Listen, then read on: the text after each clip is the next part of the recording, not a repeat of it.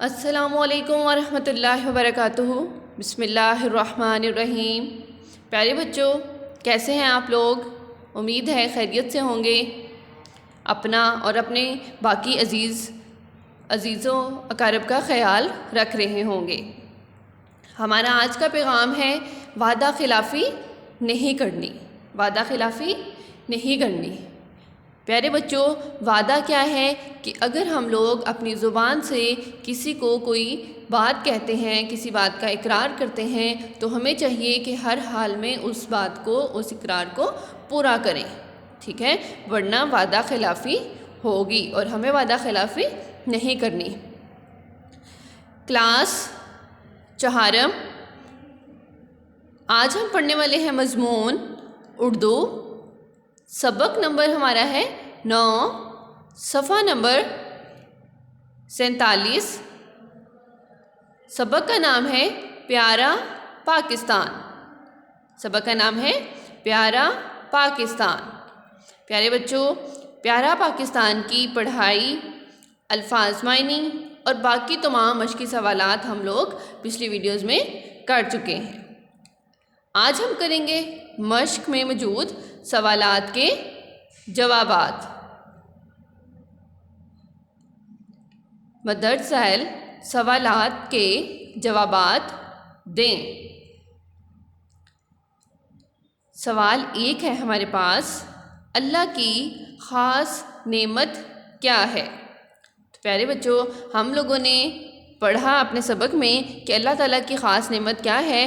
اللہ تعالیٰ کی ہمارے پاس بہت سی نعمتیں ہیں، ان میں سے ایک آزاد وطن بھی اللہ تعالیٰ کی خاص نعمت ہے۔ آزادی یعنی پیارا پاکستان، ٹھیک ہے؟ آزادی یعنی پیارا پاکستان اللہ کی خاص نعمت ہے۔ پیارے بچوں، یہ ملک، یہ آزادی بھی اللہ تعالیٰ کی بہت بڑی نعمت ہے، ٹھیک ہے؟ سوال نمبر 2، یہ وطن کس کا سوچ ستارہ ہے؟ ٹھیک ہے پیارے بچوں، ہم لوگ جانتے ہیں یہ وطن کس کا سوچ ستارہ ہے۔ یہ ہمارے پیارے شاعر علامہ اقبال کی سوچ کا ستارہ ہے۔ تو اس کا کیا جواب ہوا؟ یہ وطن علامہ اقبال کی سوچ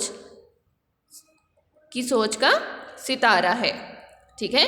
سوال نمبر 3، ہم اس گلشن کے کیا ہیں؟ ہم اس گلشن کے گل بوٹے ہیں، ٹھیک ہے؟ ہم لوگوں نے ریڈنگ میں پڑھا ہم اس گلشن کے گل بوٹے ہیں۔ گل بوٹے سے کیا مراد ہے؟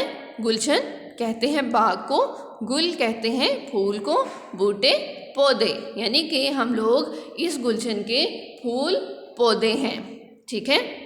یعنی اس وطن کے، اس باغ کے پھول پودے ہیں۔ سوال نمبر 4 ہے، اچھا انسان کون ہے؟ تو پیارے بچوں، اچھا انسان کون ہے؟ جو اپنے وطن سے محبت کرے، محبت کا اظہار کرے، اپنا اور اپنے تمام وطن کے لوگوں کا خیال رکھے، ٹھیک ہے؟ تو میں نے ایک جملہ لکھا ہے، اچھا انسان وہ ہے جو اپنے وطن سے محبت کرے، ٹھیک ہے؟ ہم لوگوں نے بھی اچھے انسان بننا ہے تو اس کے لیے ہمیں اپنے وطن سے محبت کرنی ہے، اپنے وطن سے محبت کا اظہار بھی کرنا ہے، یعنی اس کے لیے جہاں پر موقع ملے قربانی دینی ہے، ٹھیک ہے؟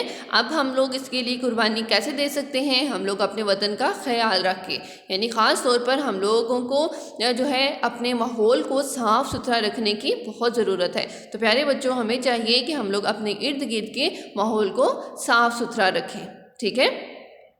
اس کے لیے ہمیں اپنے گھر سے، اپنی گلی سے، اپنے محلے سے ہی شروعات کرنی ہے۔ تو آج ہم لوگ اس بات کا وعدہ کرتے ہیں، اس بات کا عہد کرتے ہیں کہ ہم لوگ اپنے وطن کو صاف رکھیں گے، یعنی اپنی گلی سے ہی شروع کریں گے، اپنے گھر سے شروع کریں گے، ٹھیک ہے بچوں؟